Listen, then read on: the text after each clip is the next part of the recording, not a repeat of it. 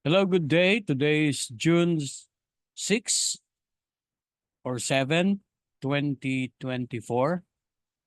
House-to-house evangelism, Santa Lucia and Kutud, instructional material. Ang ating text ay sa Philippians chapter 4, verse 6 to 7. I will be reading from my King James Bible. Be careful for nothing, but in everything by prayer and supplication with thanksgiving, let your requests be made known unto God. And the peace of God, which passeth all understanding, shall keep your hearts and minds through Christ Jesus. Manalangin po tayo. Panginoon, nagpapasalamat po kami dahil meron kaming ganitong sandali upang ang inyong mga salita ay aming pagbulay-bulayan at pag-aralan. Tulungan po ninyo kaming makita ang aming mga pagkukulang, Panginoon, at sa pagtuturo namin ng mga katotohanan sa iyong salita. Hindi lang po maayos ang aming personal na buhay, kundi yung aming mga tinuturuan. Gabayan po ninyo kami habang pinapag-aralan namin ang iyong mga salita. Ito pong lahat ay hiling namin sa mo at panalangin sa pangalan ni Jesus. Amen. Wala pong relihiyon dito sa mundo na hindi nananalangin. Mga Buddhist ay nananalangin, maging yung mga nasa hidwang pananampalataya ay nananalangin. Ano po ba ang panalangin? Ito po ay pagtawag sa isang napakataas na nilalang o maglalalang, creator. No? Although yung ibang mga religious group, marami silang mga tinatawagan, ngunit ang mga nakakilala sa Panginoong Jesucristo ay merong pong tatawagan at yon ang Diyos Amang nasa langit. Bilang Kristiyano, bakit po ba nararapat na tayo bilang mga anak ng Diyos, bilang nakakilala kay Kristo, tayo po ay mananalangin? Ang pagtawag po sa Diyos ay tinatawag nating panalangin. Sa pananalangin, tayo po ay nakapagpasalamat. Sa panalangin, pwede po nating masamba ang Panginoon. Sa panalangin, pwede po tayong humiling. Meron tayong mga pangangailangan at ito ilalapit natin doon sa mga pangyarihang Diyos na kikilos at gagawa doon sa ating mga kahilingan. Sa Matthew chapter 7, ang sinabi po ng salita ng Diyos, ikaw ay kumatok, ikaw ay tumawag, ikaw ay humingi, at ang Diyos ay magkakaloob. Alam po ninyo, bilang mga mananampalataya, hindi lang po yung tayo ay nagbabasa ng Biblia, kundi bahagi ng buhay pananampalataya ay ang panalangin. Alam po ba ninyo, ang panalangin ay parang paghinga. Nang tayo po'y silang na muli, ito yung unang-unang pribileyo ng ibinigay sa atin ng Diyos na tumawag tayo sa kanyang Ama, Ama ko, patawarin mo po ako. Yun ang napapakinggan na panalangin ng Panginoon sa isang taong makasalanan. Kumilos na ang banal na Espiritu sa pamamagitan ng ating pakikinig sa Ebanghelyo na ang Panginoong Jesucristo'y dumating po dito sa lupa ayon sa banal na kasulatan. Siya ay nabuhay ng maayos, walang kasalanan. Ngunit siya ay ipinako dun sa krus at namatay. Siya po ay inilibing at sa ikatlong araw siya muling nabuhay upang kayo at ako'y bigyan ng kaligtasan. Mga minamahal, sa sandaling ito, atin pong iukol yung ating mga paningin at sa ating pagbubulay-bulay ay makikita po natin ang sinabi ng Biblia. Be careful for nothing. Huwag daw po tayong mag-alala. Alam po ninyo, ang pag-alala ay malaking nagagawa sa tao. Yung worries na nasa buhay po natin ay napakarami. Marahil nag-aalala tayo doon sa mga bagay na ating kakainin, mga bagay na ating isusuot, at ganun din ang susunod na pangyayari ng ating buhay. Meron mga alalahanin. May papatapos ko ba yung aking mga anak sa pag-aaral? Ano ang kalagayan ng aking kalusugan ngayon? Kaya nga po nararapat manalangin eh. Makikita ninyo na ang sinabi ng salita ng Diyos huwag tayong mag-alala. Be careful for nothing. But, ito po yung pasubali, ano, ngunit, datapwat subalit, pero, ang isang mananampalataya, mayroon po siyang magagawa. Sa alalahanin sa ating buhay, ay meron po tayong magagawa.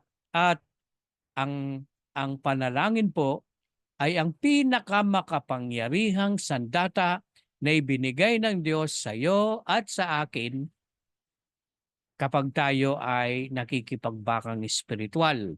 Kaya nga po, ang sinabi ng Biblia para wag kang mag-alala, lahat ng bagay, ito ay idulog mo sa pamamagitan ng panalangin. Ang mga kahilingang ito na may pagpapasalamat sa Panginoong Kristo, ano? At alam po ninyo make your request be made known unto God. Kapag tayo po'y nananalangin, tatawagin natin ng Diyos amang nasa langit na merong puno ng pagpapasalamat sa ating paghiling. Naroroon po ang mga pangangailangan natin at ito'y idudulog natin sa Panginoon. Let your request be made known unto God. Hindi po sa kapitbahay ninyo, hindi doon sa ating kapwa-tao. Unang-una po nating lalapitan ang Panginoon.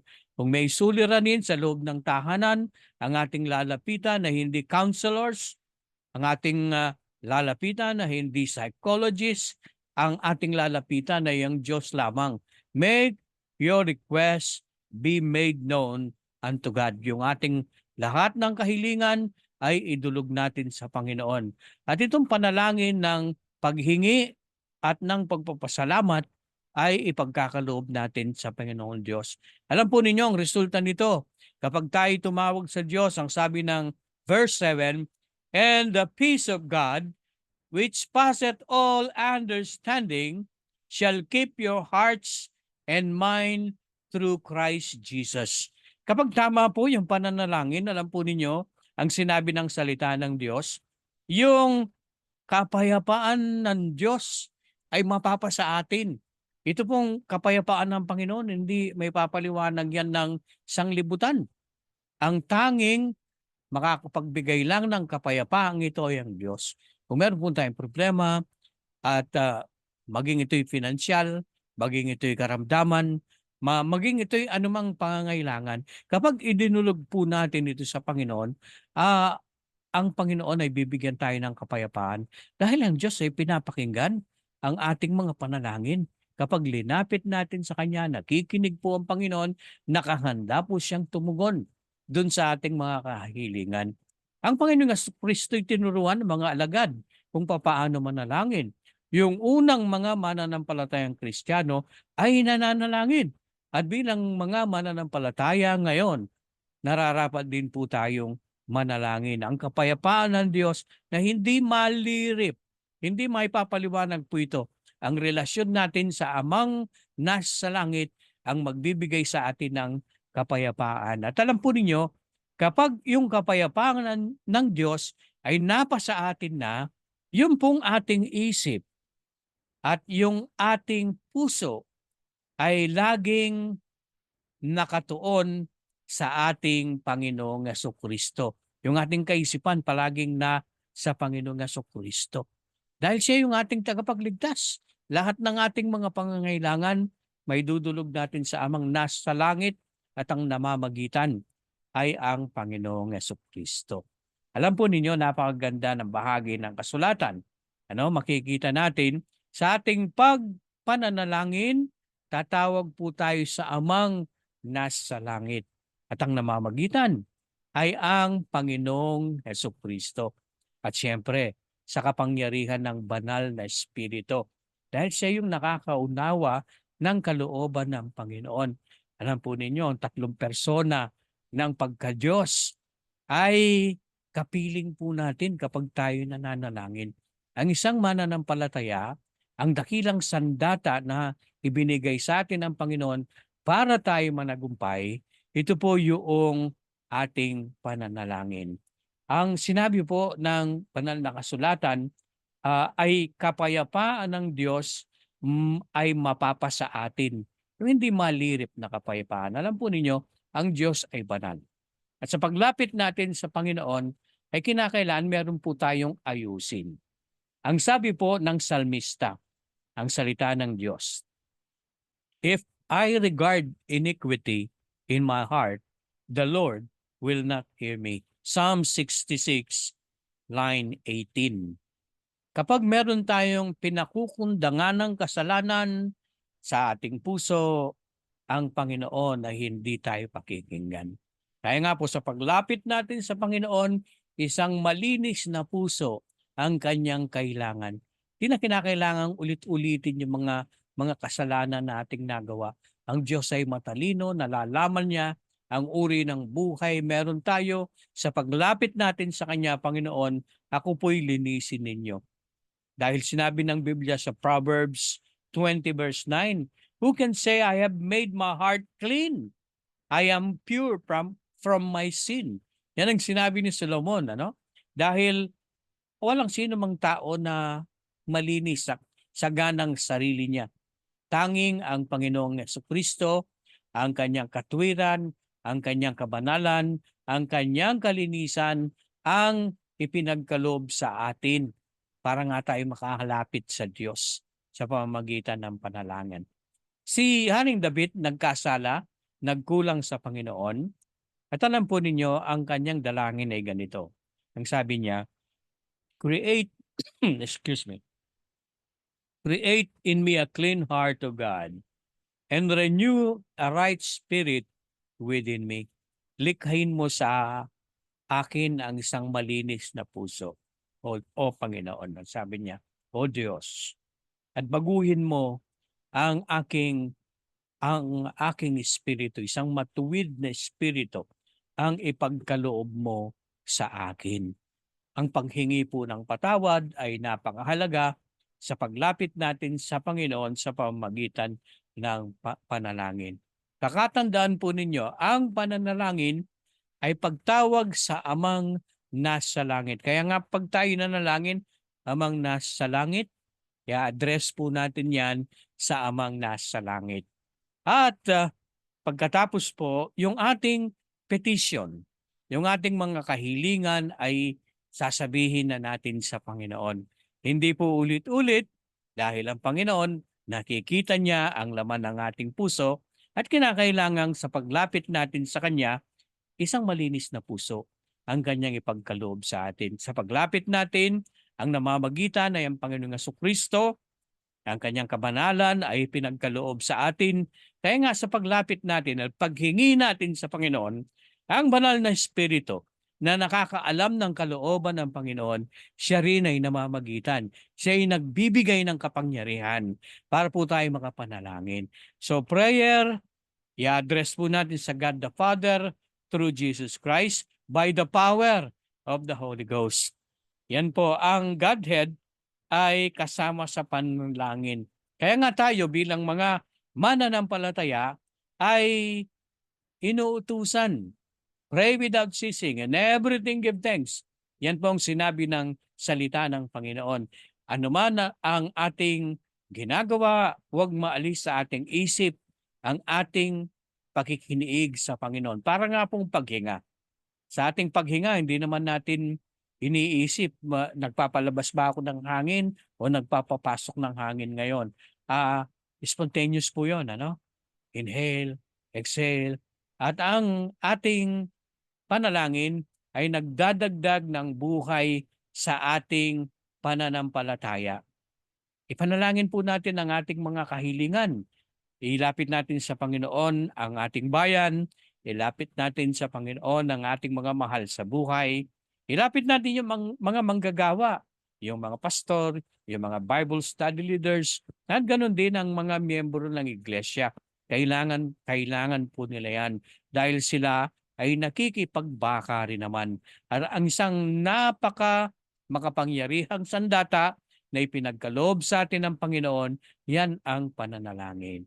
Kaya nga po, tatanong po ninyo siguro, gaano ba katagal manalangin? Kapag ang Panginoon ay inutusan po tayo kung paano manalangin, hindi natin namamalayan kung minsan lumilipas ang oras. Dahil para bang kinakausap natin yung Diyos na nagmahal sa atin. Yung pong mga binata at dalaga kapag nag-uusap dahil sila'y nagmamahal, hindi nila namamalayan yung oras ay lumilipas. 1 oras na pala, 2 oras na pala. Sa pananalangin po'y ganyan. Ang isang Kristiyano, nakikipag-ugnayan sa kanyang makapangyarihang Diyos, hindi niya namamalayan na lumilipas pala ang oras dahil po napakasarap na sandali na manatili doon sa presensya ng Panginoon sa pamamagitan ng panalangin. At alam ko po, sa inyo, mararanasan ninyo, hindi lang kapag merong kagipitan, kapag merong kailangan, kapag merong pinansyal na bigatin, kundi ang pagpapasalamat po sa lahat ng bagay na ginawa ng Diyos sa ating buhay. Hindi lang kapag merong mabubuting katugunan sa ating dalangin, kapag merong maayos na nangyayari sa ating pananalangin, lahat po ng aspeto ng ating buhay, maliit man yan o malaki. No? May pangangailangan o walang pangangailangan, nilalapit sa Diyos, magpupuri ka at magpapasalamat. Kasi nandyan po ang sinabi ng salita ng Diyos, merong thanksgiving at merong supplication, merong paghingi. At paglapit po natin yan sa ating Panginoon, yung kapayapaan ng Diyos, ilalagak po niya sa ating puso. Subukan po ninyo na palagi ang manalangin, makikita ninyo ang maraming pagbabago sa inyong buhay. Nagpapasalamat po tayo sa Panginoon dahil ang banal na Espiritu na nalalaman ang uri ng buhay natin, siyang makikipaniig sa Diyos. Siyang makikipag-ugnayan sa Diyos. At pagkatapos po, mararamdaman na lang po ninyo at mararanasan yung tugon ng Diyos doon sa ating panalangin. Panalangin ang mga nanunungkulan, ipanalangin po yung mga nagtuturo ng salita ng Diyos, ipanalangin po ninyo miyembro ng pamilya, miyembro ng iglesia kung saan po kayo kabilang, at ganun din yung mga Bible study group na napakasarap na ipanalangin bawat isa sa kanila. At makikita po ninyo ang Panginoon ay magbibigay ng kapayapaan sa puso. Tayo po'y manalangin. O Diyos na dakila, nagpapasalamat po kami dahil meron kaming ganitong sandali upang pag-aralan ang iyong mga salita. Salamat po. Ang panalangin ay isang makapangyarihang sandata na ipinagkaloob sa amin bilang mga mananampalataya. Kapag meron po kaming bigatin, meron kaming kahilingan, lalapit po kami sa Diyos Amang nasa langit. Dahil sa aming Panginoong Jesucristo, ang trono ng biyaya'y malalapitan po namin. At ang banal na Espiritu na siyang nakikipag-ugnayan at nalalaman ang iyong kalooban, siyang magtuturo sa amin. At Panginoon, likhain mo sa aming puso ang pusong mapagpasalamat at ang isip na payapa ang aming mararanasan. Dahil ito pong lahat ay hiling namin sa mo at panalangin sa pangalan ni Jesus. Amen.